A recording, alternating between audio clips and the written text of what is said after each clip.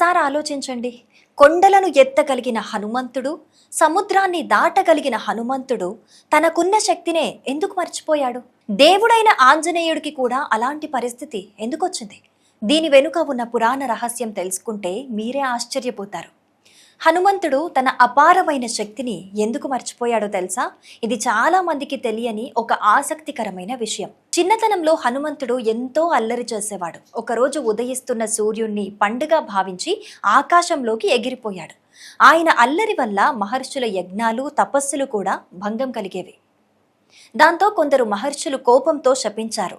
నీ అపారమైన శక్తిని నువ్వే మర్చిపోతావు, కానీ ఎవరైనా నీకు గుర్తు చేసినప్పుడు ఆ శక్తి మళ్ళీ నీకు గుర్తుకొస్తుంది అని శాపమిచ్చారు. కాలం గడిచింది. సీతమ్మను వెతికే సమయంలో సముద్రం దాటాల్సి వచ్చినప్పుడు హనుమంతుడు తన శక్తిని మర్చిపోయి సందేహంలో పడ్డాడు. అప్పుడు జాంబవంతుడు హనుమంతుడికి ఆయన గొప్ప శక్తిని గుర్తు చేశాడు. ఆ మాటలు విన్న వెంటనే హనుమంతుడిలోని అపారమైన బలం మేల్కొంది. ఒక్క గెంతుతో సముద్రాన్ని దాటి లంక చేరుకున్నాడు. ఈ కథ మనకు చెప్పే సందేశం ఒక్కటే: శక్తి మనలోనే ఉంటుంది, కానీ మన సామర్థ్యాన్ని గుర్తు చేసే ఒక మంచి గురువు లేదా ప్రేరణ మన జీవితాన్ని మార్చేస్తుంది. జై శ్రీరామ్, జై హనుమాన్.